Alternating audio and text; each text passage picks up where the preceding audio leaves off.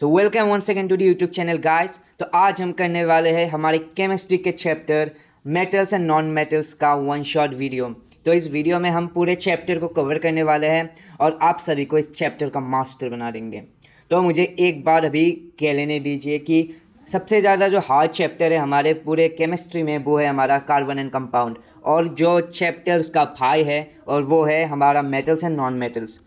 तो इस चैप्टर को आज हम एक वीडियो में पूरी तरीके से ख़त्म कर देने वाले हैं, और इस वीडियो में हम हमारे एनसीईआरटी में मेनली फोकस करेंगे, लेकिन हमारे एनसीईआरटी के साथ ही हम कुछ वेरी इंपॉर्टेंट आपको फैक्ट्स बताएंगे जो एनसीईआरटी में तो डायरेक्टली मेंशन्ड नहीं है, लेकिन उससे क्वेश्चन अभी बन चुके हैं। और मैं आपको जो वो एक्स्ट्रा फैक्ट्स बताऊंगा उसका एक अलग सेक्शन बनाया हुआ है हमारे पीपीटी में। तो चलिए विदाउट एनी फर्दर डिले हम हमारे इस क्लास को भी फोड़ देते हैं। तो सबसे पहले हमारा चैप्टर का नाम क्या कहता है। जो हमारा चैप्टर का नाम है वो है मेटल्स एंड नॉन मेटल्स। तो हम सब ने हमारे बचपन से देखा है कि मेटल्स क्या, मेटल्स मतलब लोहा। हाँ, मेटल्स मतलब लोहा। असल में नहीं होता, लेकिन हमारे यहाँ ऐसा ही होता है। तो मेटल्स ज़्यादातर हमने कहा लिखा है, बर्तन में देखा है ऐसे, और यहाँ पर चश्मे के फ्रेम में भी होता है कभी कभी। तो चलिए, और हमारा नॉन मेटल कौन सा होता है। नॉन मेटल जब हम सोचते हैं तो ज़्यादातर लकड़ियाँ हमारे दिमाग में आती है कि लकड़ी का बना है तो नॉन मेटल ही होगा, यानी कि जो गिरने से आवाज़ नहीं करता वही नॉन मेटल है। लेकिन उससे अलग भी क्राइटेरिया होते हैं, उसको हम आज इस वीडियो में देखेंगे। तो सबसे पहले देखते हैं क्या कहा गया है। तो चलिए हम बढ़ते हैं हमारी नेक्स्ट स्लाइड की तरफ।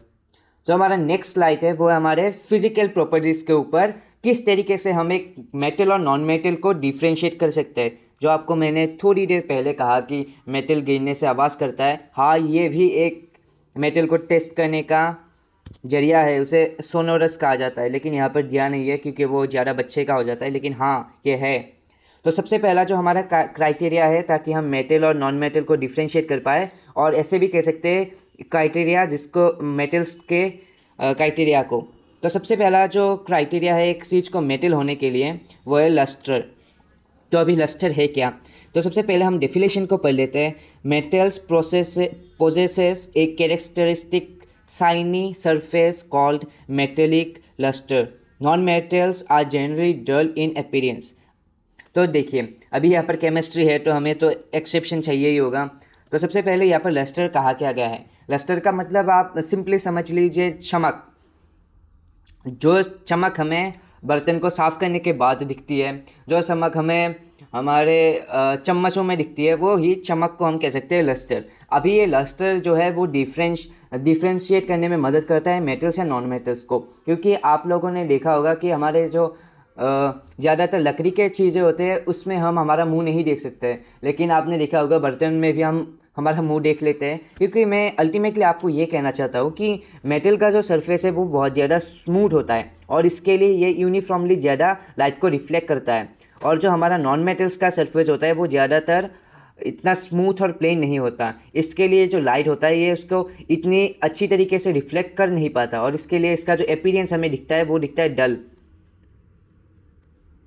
अभी देखिए, जब मैंने कहा कि मेटल्स, तो आप सबको पता है सोना चमकता है, चांदनी चमकती है, लेकिन उसके भी कुछ एक्सेप्शन हैं, और उसका जो सबसे पहला एक्सेप्शन है जो नॉन मेटल भी चमकता है वो है आयोडीन। आयोडीन का टुकड़ा थोड़ा सॉफ्ट सा होता है और ये दिखने में लोहे के पीस जैसा दिखता है। तो आयोडीन एक एक्सेप्शन है जो नॉन मेटल होने के बाद भी चमकता है। तो इसको आप ध्यान में रख लीजिए, इससे क्वेश्चन आता है। तो चलिए आप देखते हैं हम हमारे दूसरे क्राइटेरिया की तरफ। जो हमारा दूसरा क्राइटेरिया है वो क्राइटेरिया हार्डनेस। हाँ, क्यों नहीं, क्योंकि हार्डनेस तो बच्चे को भी पता होगा। अगर उसे बोला जाए कि डिफ्रेंशिएट करो तो सबसे पहला जो हम शायद देखेंगे वो होगा हार्डनेस। यहाँ पर कहा क्या गया है, most metals are hard and can withstand considerable force and non metals tend to be soft and brittle. तो यहाँ पर कहा गया है कि ज़्यादातर मेटल जो होते हैं वो बहुत हार्ड होते हैं, यानी कि आयरन हो गया, हमारा गोल्ड हो गया, हमारा सिल्वर हो गया, ये सारे के सारे जो मेटल्स है ये बहुत हार्ड होता है। आपने देखा होगा कितने सारे लोहे के ब्रिज, कितने सारे लोहे के बिल्डिंग्स देखे होंगे, और इसको लोहे का इसलिए यूज़ किया जाता है क्योंकि एक मेटल है और मेटल अपने अंडर कंसिडरेबल फोर्स को विथस्टैंड कर सकता है बिना टूटे। अभी जो ये नॉन मेटल से कैसे डिफर करता है, अगर मैं एक नॉन मेटल का टुकड़ा, यानी कि फॉर एग्जांपल वुड ले लूँ, यहाँ पर एक वुड का टुकड़ा ले लिया, और यहाँ पर अगर मैं एक साइड में ज़्यादा से ज़्यादा प्रेशर दूँ तो क्या होगा, ये यहाँ से टूट जाएगा वुड। ये यहाँ से टूट जाएगा, और ये जो टूट गया यहाँ से, इस कैरेक्टरिस्टिक को कहा जाता है ब्रिटिलिटी, यानी कि टूटना। अगर आपको इसी प्लेस में अगर मैं यहाँ पर एक लोहे का टुकड़ा ले लेता हूँ, इस पर भी इस तरीके से हम प्रेशर डालते हैं। यहाँ पर प्रेशर डालने के बाद ये प्रेशर बहुत ज़्यादा ही डालना पड़ेगा, और अगर डालने के बाद भी ये जो लोहे का टुकड़ा है ये कभी टूटेगा नहीं, ये कभी ब्रिटेलिटी शो नहीं करेगा। ये अगर ज़्यादा से ज़्यादा कुछ हुआ तो ये बेंड हो जाएगा इस तरीके से।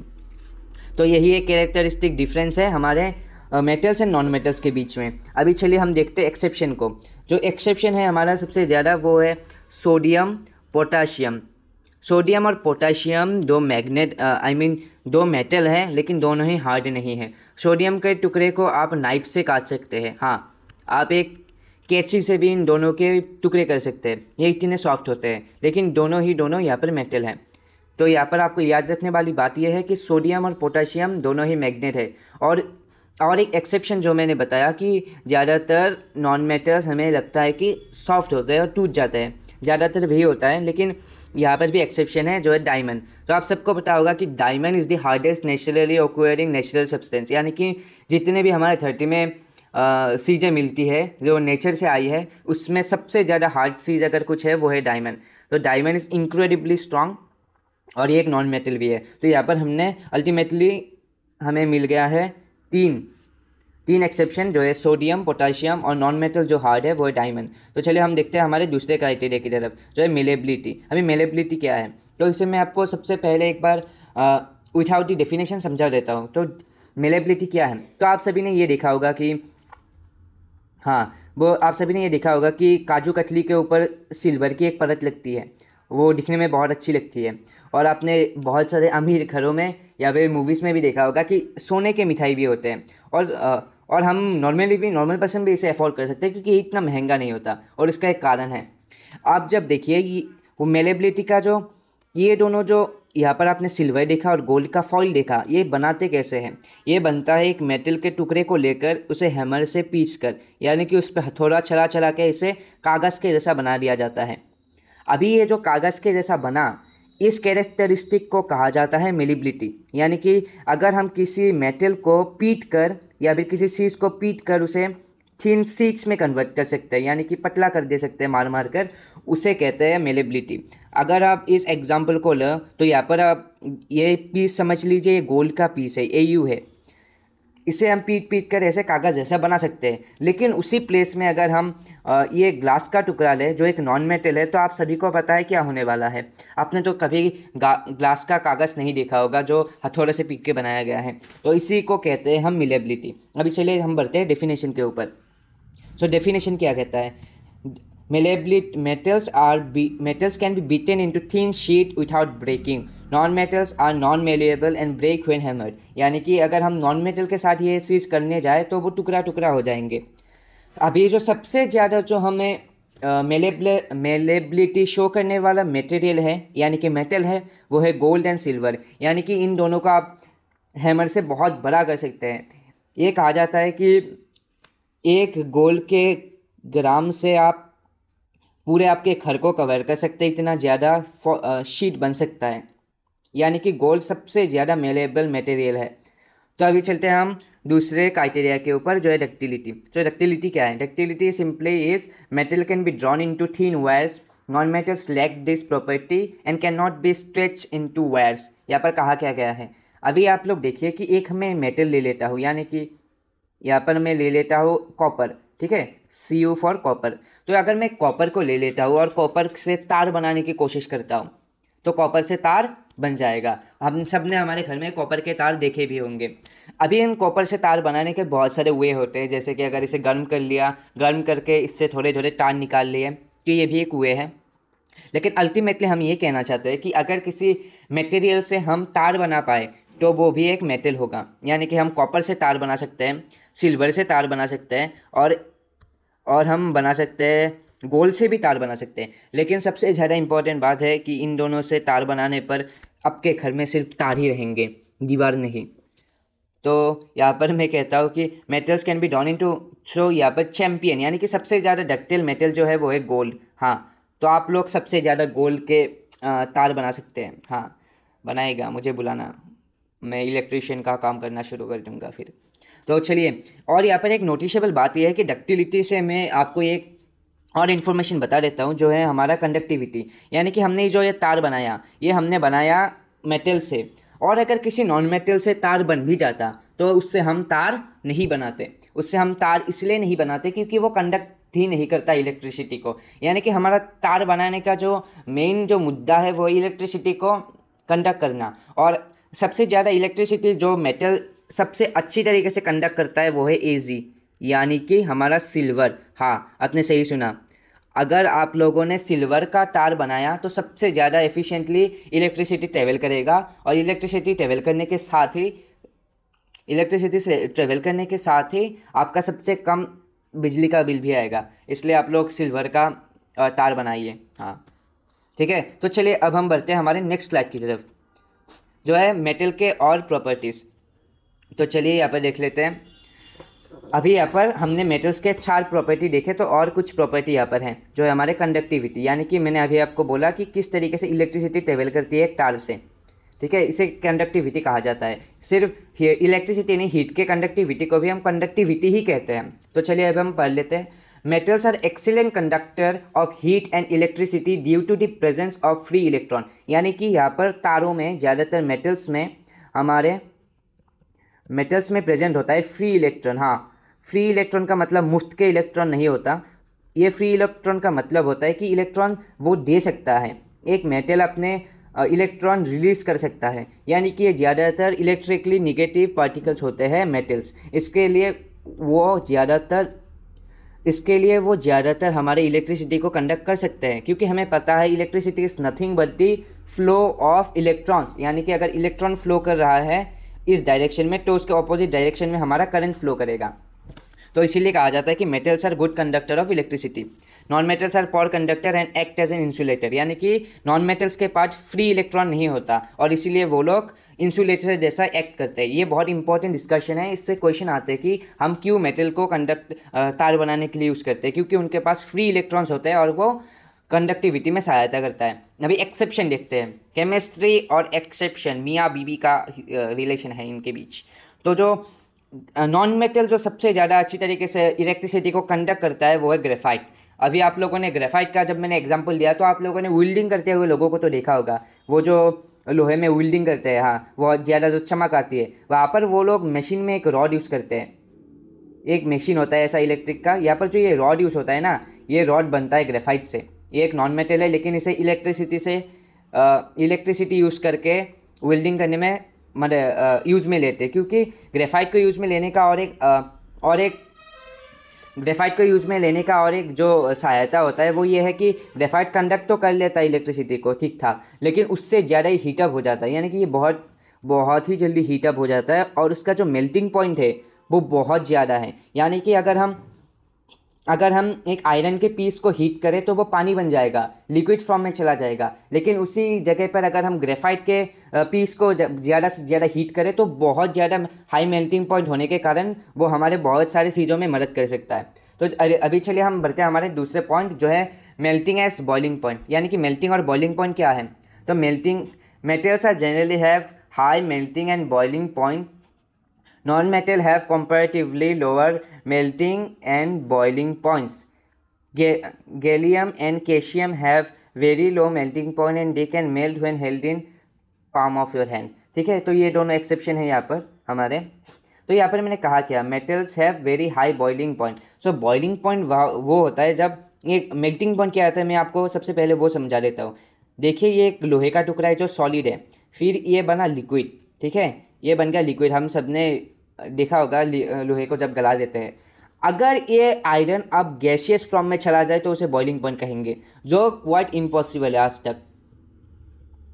ये जब बॉइलिंग पॉइंट यानी कि लिक्विड से अगर ये गैस बन जाए, अगर आयरन का आपने गैस देख लिया तो वो क्वाइट इम्पॉसिबल है। आज तक ऐसा शायद इतना ज़्यादा हीट शायद हमारे सोलर सिस्टम में क्रिएट भी नहीं हुआ होगा। तो इसके लिए हम कहते हैं कि मेल्टिंग पॉइंट भी बहुत हाई होता है, और बॉइलिंग पॉइंट तो उससे बहुत ही ज़्यादा हाई होता है मेटल्स का। अभी नॉन मेटल्स में ये डिफरेंट है ये केस। आप लोगों ने कभी वो नहीं देखा होगा सॉलिड ऑक्सीजन, क्योंकि सॉलिड ऑक्सीजन के लिए हमें बहुत ही ज़्यादा लो टेम्परेचर करना पड़ेगा। यानी कि सॉलिड ऑक्सीजन नहीं देखा होगा। अगर हम जब गैसियस ऑक्सीजन को लिक्विड ऑक्सीजन में बना भी लेते हैं तो ये जो लिक्विड ऑक्सीजन है ये रूम टेम्परेचर में लाते से ही ये फिर से हमारे गैस बन जाता है, यानी कि उसका boiling point non metal oxygen का बहुत ही लो है। यानी कि हमने यहाँ पर कंक्लूड किया कि नॉन मेटल्स का जो बॉइलिंग और मेल्टिंग पॉइंट है वो लो है और जो मेटल्स का जो बॉइलिंग एंड मेल्टिंग पॉइंट है वो बहुत हाई है। तो चलिए यहाँ पर अब कुछ एक्सेप्शन की तरफ आँख फेर लेते हैं। तो सबसे पहला जो हमारा एक्सेप्शन है वो है गैलियम का। तो गैलियम, ये दोनों ऐसे मटेरियल है, गैलियम और कैल्शियम, ये दोनों ऐसे मटेरियल है जिसको अगर हम अपने हाथ में पकड़ के रखें इन दोनों मटेरियल को तो ये हाथ में पकड़ते से ही फिर पानी बन जाएगा। इस तरीके से पानी बन के ये बह जाएगा। हाँ, इसका मैंने एक बार एक्सपेरिमेंट भी किया था, गंदा लगता है जब ये हाथ में गल जाता है। तो चलिए अब हम बढ़ते हैं हमारे दूसरे क्राइटेरिया के ऊपर, जो है state and sound. Metals are solid in room temperature producing a ringing sound when struck. यानी कि यहाँ पर मैंने जो आपको सबसे पहले जो क्राइटेरिया बताया था, यानी कि sonorous. Non metal exist a solid liquid as gas and are not sonorous. यानी कि यहाँ पर कहा गया है जो मेटल है वो ज़्यादातर सॉलिड स्टेट में एग्जिस्ट करते हैं हमारे रूम टेम्परेचर में। हमारे रूम टेम्परेचर में ये ज़्यादातर सॉलिड होते हैं मेटल्स। और फिर यहाँ पर कहा गया है कि जब हम इन्हें स्ट्राइक करते हैं किसी चीज़ से तो ये जो हमारा साउंड प्रोड्यूस करता है ये होता है बहुत बड़ा साउंड, यानी कि ये सोनोरस है। वही दूसरे हाथ में अगर हम नॉन मेटल का एग्जांपल देखें तो नॉन मेटल सॉलिड भी हो सकते हैं, लिक्विड भी हो सकते हैं और उसके साथ ही गैस भी हो सकते हैं। जैसे कि हमने ऑक्सीजन को गैस में रहता है, वुड जो है वो सॉलिड में रहता है, और फिर हमारा जो बोरॉन जो होता है, बोरॉन जो होता है वो लिक्विड स्टेट में होता है। ठीक है, तो अभी चलिए हम हमारे दूसरे स्लाइड की तरफ बताएं। और यहाँ पर जो एक्सेप्शन है वो है मर्क्यूरी। मर्क्यूरी एक मेटल है लेकिन वो लिक्विड स्टेट में रहता है, ये आप सभी को पता ही होगा। तो चलिए हम बढ़ते हैं भाई दूसरे स्लाइड की तरफ। तो हमारा दूसरा स्लाइड है वो है केमिकल प्रॉपर्टीज़ ऑफ मेटल। ठीक है, तो हमने सबसे पहले स्लाइड में देखा फिजिकल प्रॉपर्टी, यानी कि हम बिना मॉलिक्यूलर स्टेट को चेंज किए या फिर बिना किसी न्यू प्रोडक्ट को क्रिएट किए हम किस तरीके से पता लगा सकते हैं कि एक मेटल है कि नहीं। अभी chemical property, the chemical behaviour of metal is determined by there reactivity. यानी कि सारे मेटल एक समान रिएक्टिव नहीं होते, क्योंकि आपका घर पे भी ऐसा होगा कि अगर आपके पापा गुस्सा करते हैं तो मम्मी शांत हो जाती है, या फिर मम्मी गुस्सा करती है तो पापा गुस्सा हो जाते हैं। हाँ, ये ज़्यादातर ऐसा ही होता है। लेकिन हाँ, तो मैं ये बताना चाहता हूँ कि दोनों का गुस्से का जो लेवल है वो अलग अलग है। ठीक है, तो इस तरीके से मेटल भी हमारा डिफरेंट गुस्से का लेवल होता है। जिस तरीके से हम कह सकते हैं सबसे ज़्यादा गुस्सा होता है हमारे पास सोडियम का।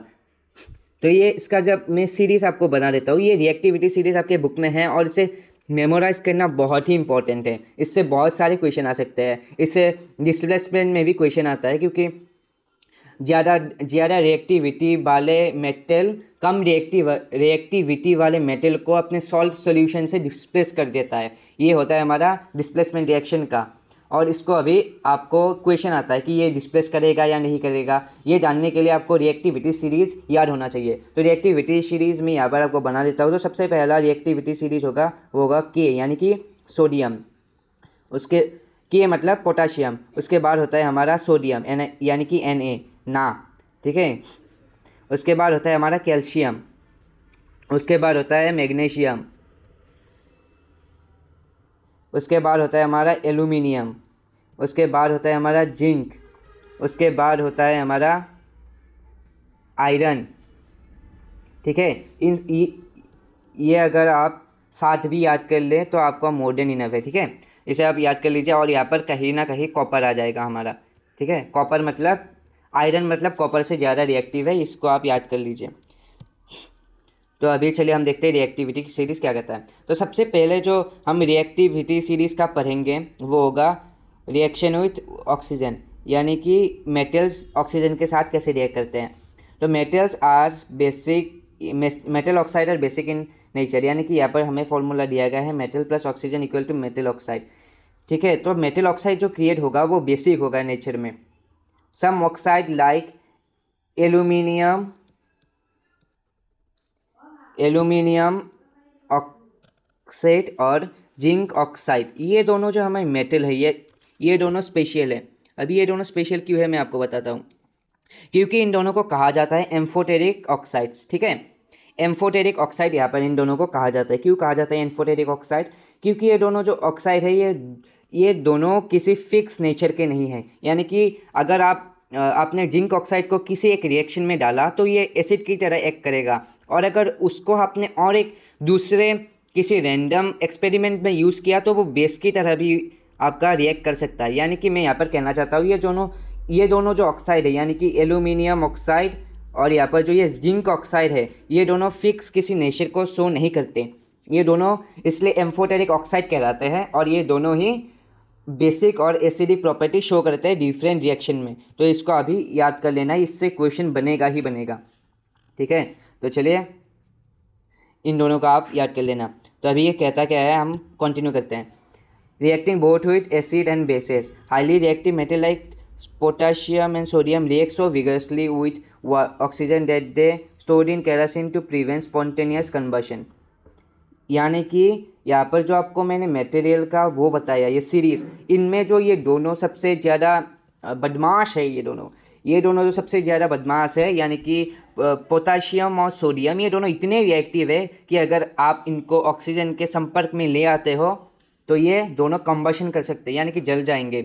इसके लिए इन दोनों को केरोसिन में डुबा के रखते हैं। यानी कि ये अगर मैं केरोसिन का डब्बा मान लूँ तो इन्हें स्टोर किया जाता है केरोसिन में डुबा के, यानी कि इन दोनों को ऑक्सीजन में आने ही नहीं देते, यहाँ पर केरोसिन में से डुबा के रखते हैं, ठीक है। तो यहाँ पर आपको ये भी याद करनी है। यहाँ पर क्वेश्चन भी आ सकता है कि कौन से ऐसे मेटल्स है जिसे केरोसिन में डुबा कर रखते हैं और क्यों रखते हैं।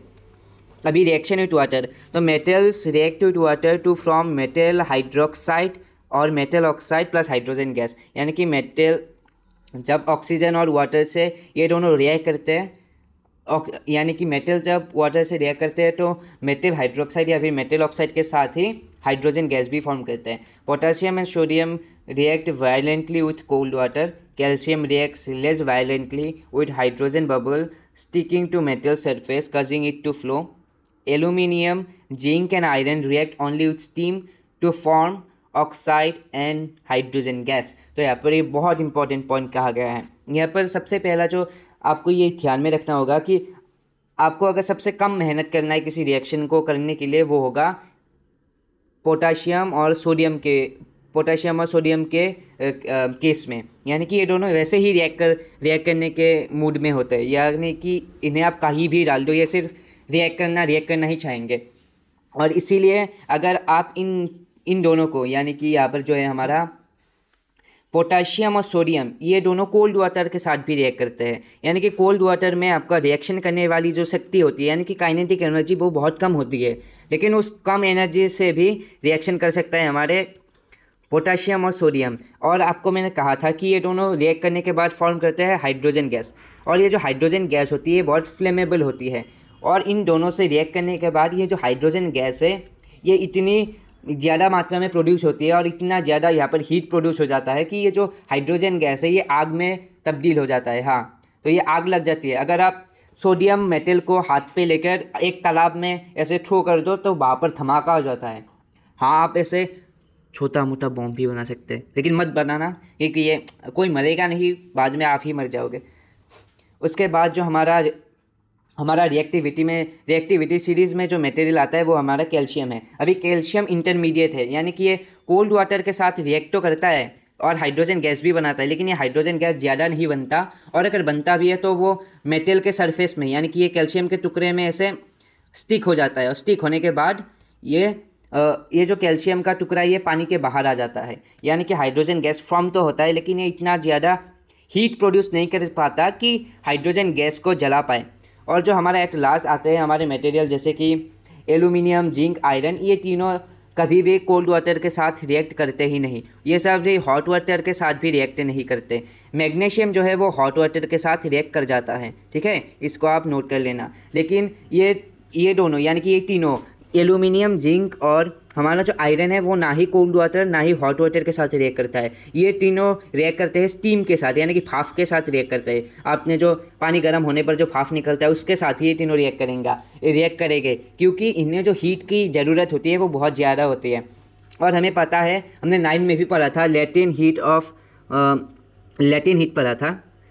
इसके लिए हमें पता है कि सबसे ज़्यादा जो हीट होता है वो होता है स्टीम में, इसलिए ये तीनों रिएक्ट करते हैं सिर्फ स्टीम के साथ। ठीक है, अभी चलिए हम बढ़ते हैं हमारे नेक्स्ट रिएक्शन की तरफ, जो है डाइल्यूट एसिड के साथ। मेटल एसिड के साथ कैसे रिएक्ट करता है? जो मेटल एसिड के साथ रिएक्ट करता है और फॉर्म करता है सॉल्ट, और फिर फॉर्म करता है हाइड्रोजन गैस। ठीक है, तो इसको अभी हम पहले की तरह समझ सकते हैं। तो सबसे मेटल्स बिलो हाइड्रोजन, यहाँ पर और एक चीज़ बात करने की ज़रूरत है, जैसे कि यहाँ पर मैंने आपको ये रिएक्टिविटी सीरीज़ बनाकर दिखा दिया है, जैसे कि potassium, sodium, calcium, magnesium, aluminium, zinc, ferrous. तो यहाँ पर हाइड्रोजन भी आता है इस सीरीज़ में। ठीक है, और जो मेटल हाइड्रोजन के नीचे आते हैं रिएक्टिव सीरीज़ में, यानी कि ये जो सीरीज़ है यहाँ पर अगर आप टॉप में हैं तो आप बहुत ज़्यादा रिएक्टिव है, और अगर नीचे हैं तो आप कम रिएक्टिव है। अगर कोई मेटल हाइड्रोजन से नीचे आता है इस रिएक्टिविटी सीरीज़ में, तो वो मेटल एसिड के साथ रिएक्ट नहीं करता। हाँ, यहाँ पर कौन से मेटल हाइड्रोजन के नीचे आते हैं? मेटल जैसे कि सिल्वर हो गया,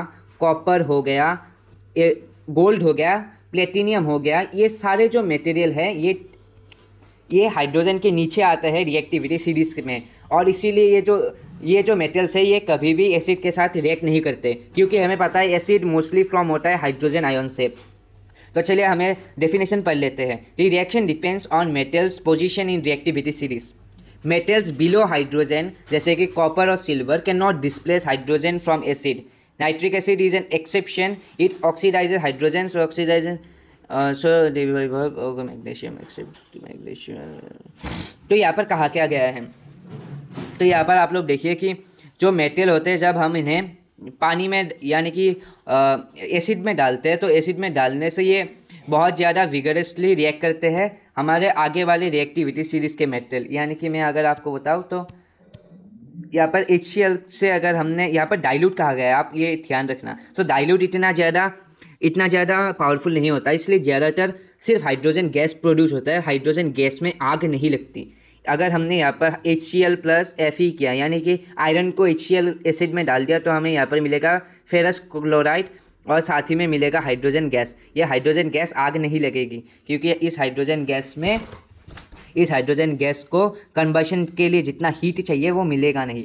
यहाँ पर एक्सेप्शन जो है हमारे पास वो है नाइट्रिक एसिड। तो नाइट्रिक एसिड अगर डाइल्यूट ना भी हो, हाँ, अगर हम सबसे पावरफुल नाइट्रिक एसिड का भी यूज़ करें तो उससे आग लगना मुश्किल है। आग लगना इसलिए मुश्किल है क्योंकि इसमें जो हाइड्रोजन गैस प्रोड्यूस हो रहा है ये हाइड्रोजन गैस को ऑक्सीडाइज कर देता है, यानी कि हाइड्रोजन गैस में ऑक्सीजन जोड़ देता है। और हम सबको पता है जब हाइड्रोजन गैस में ऑक्सीजन जुड़ जाता है तो वो बन जाता है अल्टीमेट पावरफुल पानी हो जाता है पूरा। अब चलिए हम बढ़ते हैं नेक्स्ट स्लाइड की तरफ, जो है आयोनिक बॉन्ड। अभी आयोनिक बॉन्ड क्या है? तो ionic bond, an ionic bond is formed by complete transfer of electrons from, ये बहुत इंपॉर्टेंट हम चैप्टर पे आ चुके हैं, जो है occurrence and extraction of material. तो मेटल ऑकर कैसे होता है और हम मेटल को निकाल कैसे सकते हैं? यहाँ पर आपने एक बड़ा सा माइन देखा होगा, ठीक है, हाँ, KGF की याद आ गई। तो KGF में भी कोयला ही निकालते हैं, वो भी मटेरियल में बढ़ता है, मिनरल में बढ़ता है, लेकिन मेटल है नहीं। Metals occur in nature as minerals. The process of extracting metals from their ore can be refined. तो चलिए अब हम देख लेते हैं कि किस तरीके से हम मटेरियल को एक्सट्रैक्ट कर सकते हैं। तो जो सबसे पहले मिनरल किया, तो यहाँ पर कुछ हमें ये दिया गया है कि यहाँ पर वो कहा गया है, क्या कहते हैं इसे, हम यहाँ पर कुछ डिस्ट्रीब्यूशन दिया गया है, और ये डिस्ट्रीब्यूशन जो है ये कीवर्ड समझ लीजिए आप इस टॉपिक का, ठीक है, ये कीवर्ड्स है हमारे। तो ये मिनरल क्या होता है? Mineral a naturally occurring substance containing the element और compound in earth crust. A naturally occurring substance containing element और कंपाउंड इन अर्थ क्रस्ट। तो ये मिनरल होता क्या है? तो ऐसे चीज़ें जो किसी एलिमेंट या कंपाउंड को स्टोर करे। एलिमेंट हो सकता है गोल्ड हो गया, सिल्वर हो गया, अपना कार्बन हो गया, ये सब जो स्टोर करते हैं उसे मिनरल कहते हैं। तो एक मिसकॉन्सेप्शन होती है कि हम मिनरल को ज़्यादातर मेटल से इंटरमिक्स कर देते हैं, लेकिन मिनरल मतलब मेटल ही नहीं होता। मिनरल का मतलब हमारा कोल भी हो जाएगा, मिनरल का मतलब ऑयल तक हो जाएगा, यानी कि एक एलिमेंट और कंपाउंड का एक सोर्स मान सकते हैं। अभी और क्या है? Ore a mineral from which a metal can be profitably and conveniently extracted, यानी कि एक ऐसी चीज मान सकते हैं, एक ऐसी स्रोत यानी कि सोर्स मान सकते हैं इसे, जहाँ से हम एक सोर्स ऑफ एक सोर्स ऑफ मिनरल जहाँ से हम किसी मेटल को एक्सट्रैक्ट कर सकते हैं, यानी कि आप ore is equal to the source of metal, हम यहाँ से मेटल निकाल सकते हैं और से, ठीक है। तो और जो हमारा लास्ट है वो है गैन्यूज़। तो गैन्यूज़ का मतलब क्या है, तो गैन्यूज़ होता है मैट्रिक्स, यानी कि जब ओर होता है ना, तो ये समझ लीजिए हम ओर है, यहाँ पर कुछ मेटल के टुकड़े हैं इसके अंदर, और ये जो बाकी वाला जो ये इम्प्योरिटी है ये वाइट कलर का, इसे हम कहते हैं मैट्रिक्स और gangues. Earthy impurities and unwanted materials associated with the ore that must be remove, यानी कि हमें इसे रिमूव करके यहाँ पर मेटल एक्सट्रैक्ट करना होगा। तो इसे ये कहते हैं हम हमारे ये 3 कीवर्ड्स का, ठीक है। तो यहाँ पर डेफिनेशन एक बार पढ़ लेते हैं। Metals occur in nature as mineral, यानी कि मेटल जो है वो मिनरल के फॉर्म में एक्वायर करते हैं, यानी कि मिनरल जो है वो, यानी कि अगर मैं आपको और अच्छी तरीके से समझाऊँ, जैसे कि हमारा सोडियम मेटल है एक, ठीक है, सोडियम जो है वो मेटल है, आप इसे ध्यान से सुनिए। और जो सोडियम क्लोराइड है, ठीक है, ये एक मिनरल है।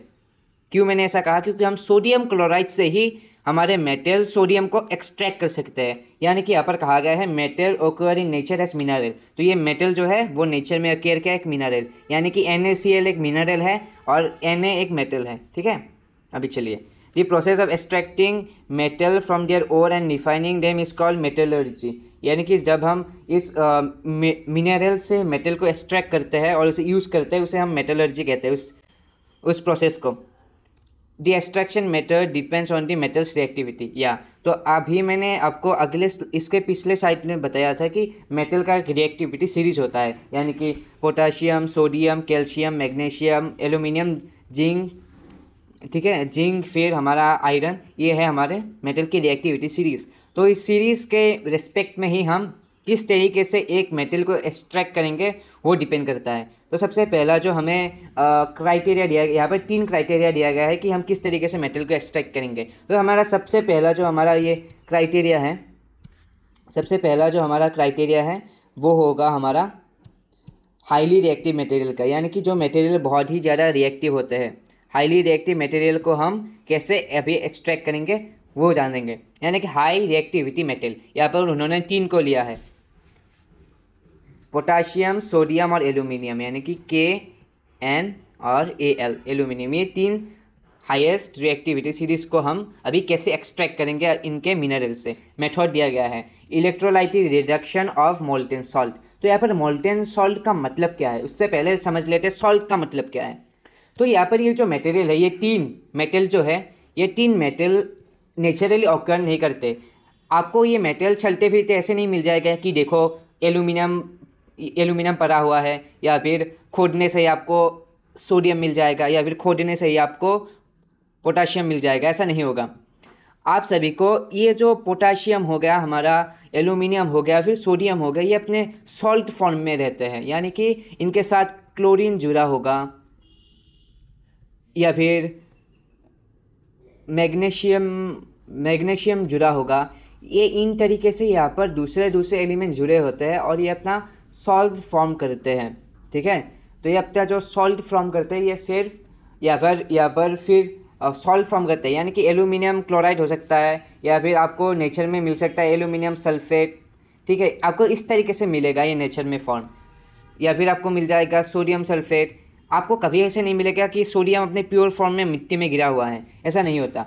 इसके लिए अब हमें क्या करना होता है कि ये जो अपने सॉल्ट सॉल्यूशन में है, यानी कि यहाँ पर NaCl को ही हम ले लेंगे एग्जाम्पल के हिसाब से। NaCl से हमें ये जो Cl का पोर्शन है, यानी कि क्लोरीन को हटाकर हमें सोडियम रखना पड़ता है। तो इसके लिए हम करते हैं use electrolytic reduction of molten salt, यानी कि ये जो सॉल्ट है अभी, ये जो हमारे घर का कॉमन सॉल्ट भी यही होता है, नमक, उस नमक को हम पिघला लेंगे, यानी कि इसे गर्म करने के बाद इसे मोल्टेन स्टेट में ले आएंगे, ठीक है। इसे मोल्टेन स्टेट में लाने के बाद, या फिर आपको अगर इस तरीके से मोल्ट नहीं करना तो इसको आप दूसरे तरीके से भी लिक्विड स्टेट में लेकर मोल्टेन स्टेट में ला सकते हैं। इसे मोल्टेन स्टेट में लाने के बाद, यानी कि इसे पानी बना देने के बाद नमक को हम इस पर इलेक्ट्रोलाइटिक रिडक्शन करेंगे, यानी कि आप सभी ने वो तो इलेक्ट्रोलाइसिस का एक्सपेरिमेंट याद ही होगा, यानी कि यहाँ पर कैथोड होता है, यहाँ पर एनोड होता है, फिर पानी जो है वो डिस्ट्रीब्यूट हो जाता है और यहाँ पर हाइड्रोजन एक तरफ और ऑक्सीजन एक तरफ चला जाता है। उसी तरीके से हम यहाँ पर इलेक्ट्रोलाइटिक रिडक्शन करते हैं। This metals have such a strong affinity for oxygen that they can not be reduced by common reducing agent. Sodium is obtained by obtained at cathode during electrolysis of molten sodium chloride. These process require significant electrical energy. यानी कि यहाँ पर कहा गया है कि अगर हम इस मोल्टेन सोडियम क्लोराइड को अगर इलेक्ट्रोलाइसिस में दें तो यहाँ पर जो आपको सोडियम जो मेटल होगा वो हमें रिसीव होगा हमारे कैथोड में, यानी कि हमारे निगेटिव टर्मिनल में इसे हम रिसीव कर लेंगे सोडियम को, और जो क्लोरीन है वो अलग हो जाएगा यहाँ पर।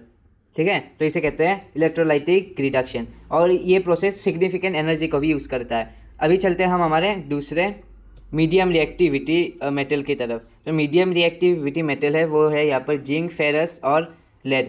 तो यहाँ पर हम इसे कैसे वो करते हैं, एक्सट्रैक्ट करते हैं। तो यहाँ पर आप लोग देखिए, ये जो अपने ज़्यादातर होता है यहाँ पर सल्फाइड और कार्बोनेट ओर में ज़्यादातर प्रेजेंट होता है। यानी कि आपको जब मैंने कहा कि एल्यूमिनियम सॉल्ट के फॉर्म में मिलता है, यानी कि एल्यूमिनियम क्लोराइड हो गया, या फिर एल्यूमिनियम सल्फेट हो गया, और ये जो ये तीन है यानी कि जिंक, फेरस और लेड, ये ज़्यादातर हमें कार्बोनेट और सल्फाइड ओर में मिलते हैं। यानी कि आपको मिलेगा नेचर में फेरस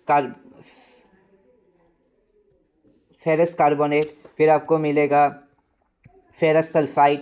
ठीक है, तो आपको इस तरीके से मिलता है हमारे नेचर में ये सब्सटेंस। तो अभी इनका जो हमें वो करना पड़ता है, यानी कि एक्सट्रैक्शन, यानी कि लोहे का जो हमें निकालना पड़ेगा, एक्सट्रैक्शन करना पड़ेगा, उनका प्रोसेस कहा जाता है हमें, इन प्रोसेस का नाम है स्मेल्टिंग, यानी इन प्रोसेस का जो नाम है वो है रोस्टिंग और कैल्सिनेशन।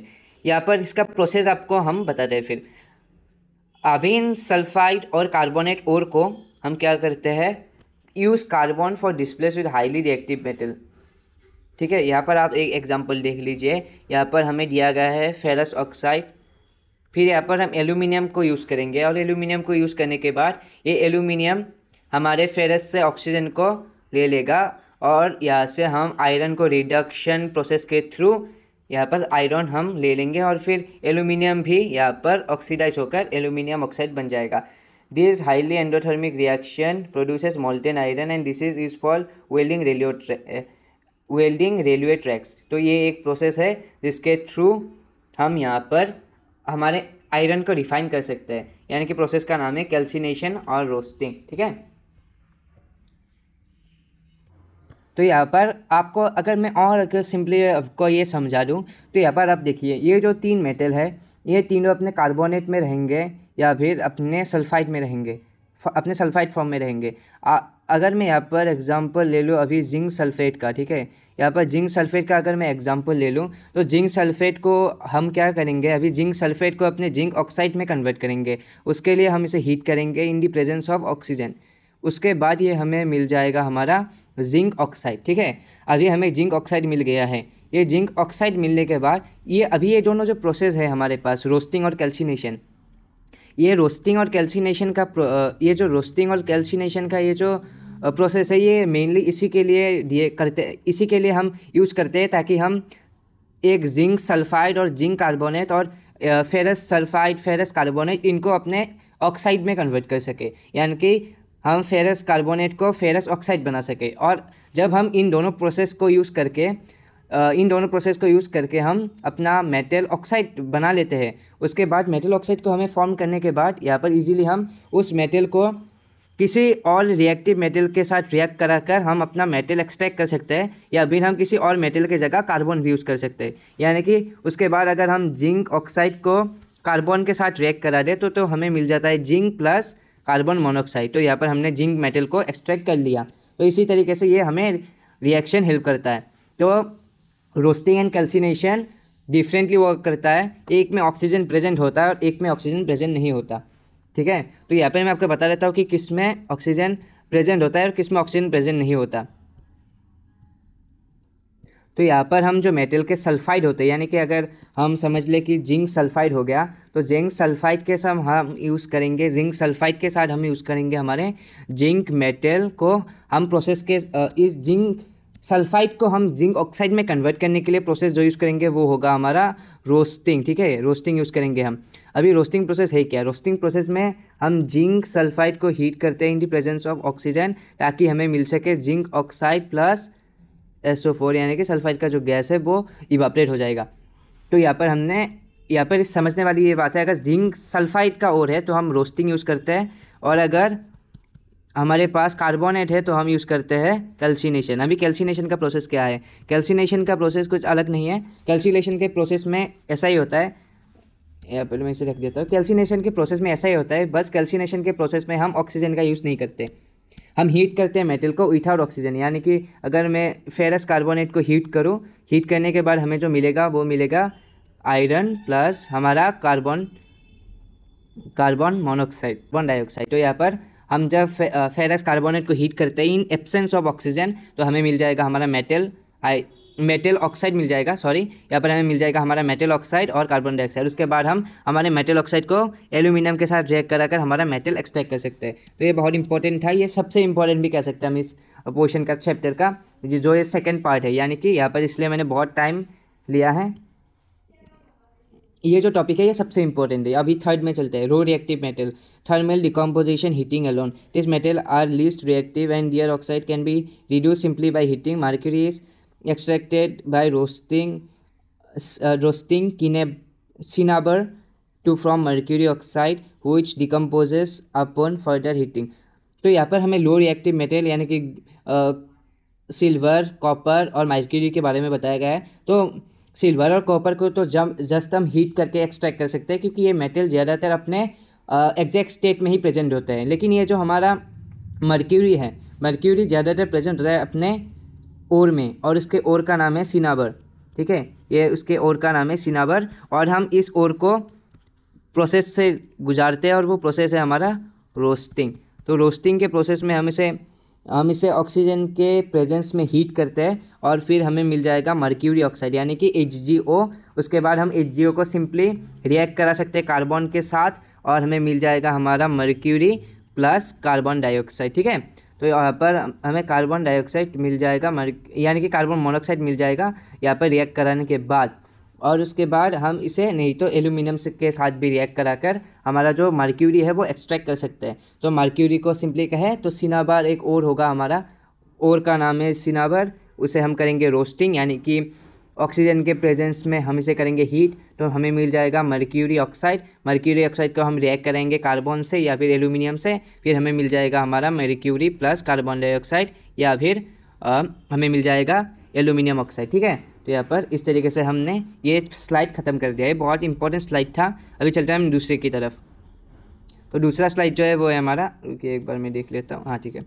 तो दूसरा स्लाइड जो है हमारा वो होगा हमारा रिफाइनिंग ऑफ इलेक्ट्रोलाइटिक रिफाइनिंग। ठीक है, इलेक्ट्रोलाइटिक रिफाइनिंग अभी क्या है? तो यहाँ पर मैंने आपको पहले भी कहा था कि ये जो सोडियम जो हम एक्सट्रैक्ट करते हैं वो इलेक्ट्रोलाइसिस से करते हैं। तो इस तरीके से हम यहाँ पर इलेक्ट्रोलाइसिस को समझ सकते हैं। ये इलेक्ट्रोलाइसिस यूज़ करते हैं हम रिफाइन करने के लिए। यानी कि अगर यहाँ पर मैं एक ब्लॉक कंसीडर करूँ, यहाँ पर ये जो ब्लॉक है ये कॉपर प्लस इम्प्योरिटीज़ है यहाँ पर। ठीक है, इम्प्योरिटीज़ यानी कि कुछ चीज़ें हैं जो हमें नहीं चाहिए। इसे अगर हम अभी हटाए कैसे, यहाँ पर कॉपर प्लस इम्प्योरिटीज़ है, अभी इसको इम्प्योरिटीज़ को हटाकर हमें सिर्फ कॉपर चाहिए। तो उसके लिए हम क्या करेंगे? तो उसके लिए ये प्रोसेस है हमारा इलेक्ट्रोलाइटिक रिफाइनिंग। यहाँ पर हम हमारे पॉजिटिवली चार्ज्ड एनोड पर हमारा इम्प्योर जो ब्लॉक है, यानी कि जिसमें कॉपर और इम्प्योरिटीज़ मिक्स है, वो अटैच कर देंगे। और उसके बाद यहाँ पर हम एक प्योर कॉपर का एक रॉड रख देंगे या फिर एक पीस रख देंगे हमारे एनोड पे। अभी क्या होगा, जब हम इलेक्ट्रिसिटी को ऐसे पास डाउन करेंगे तो यहाँ क्या जो इम्प्योरिटीज़ है, यानी कि कॉपर जो इम्प्योर है, इम्प्योर ब्लॉक में जो कॉपर है वो धीरे धीरे हमारे प्योर कॉपर के रॉड की तरफ जाके अटैच हो जाएगा। यानी कि यहाँ से कॉपर ट्रेवल करके यहाँ पर चिपक जाएगा, और चिपकने के बाद यहाँ का जो हमारे नया वाला जो कॉपर ब्लॉक मिलेगा, यहाँ का जो कॉपर ब्लॉक मिलेगा वो होगा हमारा प्योर कॉपर ब्लॉक, यानी कि यहाँ पर कोई इम्प्योरिटीज़ नहीं होगा। और जो यहाँ पर इम्प्योरिटीज़ था वो फिर यहाँ से निकल कर ऐसे मिट्टी में सेटल डाउन हो जाएगा, नीचे सेटल डाउन हो जाएगा बीकर के। और इस बीकर के जो ये मिट्टी सेटल डाउन हो गया है, यानी कि ये जो हमें इम्प्योरिटी सेटल डाउन हो गया है, उसे हम कहते हैं एनोड मड। अभी ये होता कैसे, एक बार हम इसका रिएक्शन समझ लेते हैं। तो सबसे पहले यहाँ पर एनोड में क्या हो रहा है, एनोड में हमारे जो कार्बन Cu है, हमारे जो यहाँ पर वो है, यानी कि कॉपर के जो एटम है यहाँ पर, उसे पॉजिटिवली चार्ज करने के वजह से यहाँ का जो कॉपर का यहाँ पर जो हमारा कॉपर पहले न्यूट्रल था वो अभी चार्ज हो चुका है और वो बन चुके हैं कॉपर 2+ आयन। अभी इस कॉपर 2+ आयन को चाहिए 2 इलेक्ट्रॉन, ठीक है। अभी ये 2 इलेक्ट्रॉन इसे मिलेगा कहाँ, इसे ये 2 इलेक्ट्रॉन मिलेगा हमारे कैथोड पे मिलेगा। और इसके लिए हमारा ये जो कॉपर का जो एटम है ये ट्रेवल करेगा हमारे एनोड से कैथोड तक, और इस तरीके से ये एट लास्ट हमें एक प्योर कॉपर का ब्लॉक मिल जाएगा। अभी देखते हैं कुछ टर्म। यहाँ पर मैंने एनोड क्या है आपको समझा दिया, कैथोड समझा दिया है। अभी इलेक्ट्रोलाइटिक लिक्विड क्या है। यहाँ पर जो आप पानी देख रहे हैं ये नॉर्मल पानी नहीं है, यहाँ पर इस पानी में थोड़ा बहुत HCl भी ऐड किया गया है। तो HCl ऐड करने का कारण यही है ताकि इस पानी को ज़्यादा कंडक्टिव बनाया जा सके। अभी एनोड मड क्या है, एनोड मड है insoluble impurities that settle at the bottom. यानी कि आपको मैंने समझा दिया था कि ये जो इम्प्योरिटीज़ है हमारे कॉपर के ब्लॉक में, उसको अगर हम रिफाइन करने के बाद जो मड यानी कि जो इम्प्योरिटीज़ है वो सेटल डाउन हो जाते हैं नीचे, और उस सेटल डाउन हो जाने वाले कचरे को कहते हैं हम एनोड मड। तो चलिए अब बढ़ते हैं हम नेक्स्ट स्लाइड की तरफ। जो हमारा दूसरा स्लाइड है वो क्या कह रहा है, corrosion and protection with alloys. अभी हमें जो हमारे मेटल है उसको हमने पढ़ा कि वो पानी से डैमेज हो सकते हैं, वो ऑक्सीजन के रिएक्शन में आने से डैमेज हो सकते हैं। अभी उसे बचाए कैसे, तो उसको हम कहते हैं कोरोजन। तो कोरोजन का डेफिनेशन क्या है, corrosion is the gradual destruction of metal by the action of air, moisture और chemicals on their surface. This is a serious problem as it can damage structures, bridges, ships and all object made of metals. यानी कि ये एक serious problem है क्योंकि ये हमारे bridge को भी डैमेज कर सकता है, जिससे एक्सीडेंट हो सकता है, एक्सीडेंट, ठीक है। तो अभी टाइप ऑफ कोरोजन क्या है, तो सबसे पहला जो हम कॉमनली देखते हैं वो है rusting of iron firms hydrated iron 3 oxide A brown flaky substance that weaken the metal. यानी कि जब आयरन मीट करता है ऑक्सीजन और पानी से तो ये फॉर्म करता है हमारा, यहाँ पर ये फॉर्म कर लेता है हमारा हाइड्रेट। यानी कि मैं आपको समझाऊँ तो फ्रॉम्स हाइड्रेटेड आयरन 3, यहाँ पर मतलब आयरन में पानी आ जाता है, ठीक है। ये अल्टीमेटली यही कह रहा है, आयरन में पानी आ जाता है। तो यहाँ पर ये कुछ इस तरीके से हमारा फॉर्म ले लेता है FeH2O टाइप का, ठीक है। FeH2O यहाँ पर 3 आएगा क्योंकि ये 3 दिया गया है। तो इस तरीके का ये एक फॉर्म ले लेता है और ये जो है हमारा रस्ट कहलाता है। अभी जो है उसके बाद silver forms black silver sulphide Ag2S on the surface. यानी कि सिल्वर का भी रस्ट होता है। हाँ, ये बहुत स्लो होता है लेकिन होता है। और फिर होता है कॉपर करोजन, जो है हमारा कॉपर, यानी कि कॉपर जो मेटल होता है वो भी रस्ट करता है और उसका रस्ट कुछ अलग होता है। आप सभी ने तो स्टैचू ऑफ लिबर्टी देखी होगी, हमें पता है कि उसका कलर थोड़ा ग्रीनिश सा है, लेकिन उसका जो असल कलर था वो कॉपर जैसा था। लेकिन उसको रस्ट होते होते इतने सालों से जो ये एक्सपोज हो रहा है बाहर के इन्वायरमेंट के साथ, उसने एक अपने रस्ट का लेयर फॉर्म कर लिया है। उस रस्ट के लेयर का जो नाम है वो है पटीना, ठीक है। ये जो कॉपर का रस्ट होता है ये हेल्पफुल होता है क्योंकि कॉपर के रस्ट अगर एक बार सरफेस में लग गया तो वो फर्दर डैमेज नहीं होता, लेकिन आयरन का रस्ट ऐसा नहीं है। अभी प्रिवेंशन मेथड को देखते हैं। तो पेंटिंग, ऑयलिंग, ग्रीजिंग, एनोनाइजिंग, गैल्वेनाइजेशन, ये सब इंपॉर्टेंट है क्योंकि हम इससे हमारे आयरन के ऊपर कुछ और मटेरियल की परत चला देते हैं, कुछ और मेटल का हो गया या फिर कुछ पेंटिंग और ऑयल, ताकि इस पर ऑक्सीजन और पानी ना पहुँच पाए। अभी हम कुछ एलॉय भी बना सकते हैं ताकि ये हमारे रस्टिंग और कोरोजन से बचा रहे। तो एलॉय जैसे कि स्टील हो गया, स्टील कैसे बनता है, आयरन और कार्बन से। स्टेनलेस स्टील बनता है आयरन, निकल और क्रोमियम से। ब्रास बनता है कॉपर और जिंक से, और फिर ब्रॉन्ज बनता है कॉपर और टीन से, ठीक है। तो यहाँ पर हमने इसी के साथ आज का चैप्टर जो है वो ख़त्म कर लिया। ये हमारा लास्ट टॉपिक था। होप आप सभी को समझ में आया होगा। और अगर आपको हमारे दूसरे वीडियोस को भी फॉलो करना है तो हम आपको हमारे चैनल को चेकआउट कर सकते हैं। तो उसी के साथ ही आज के लिए यहीं पर समाप्त करते हैं। Bye bye.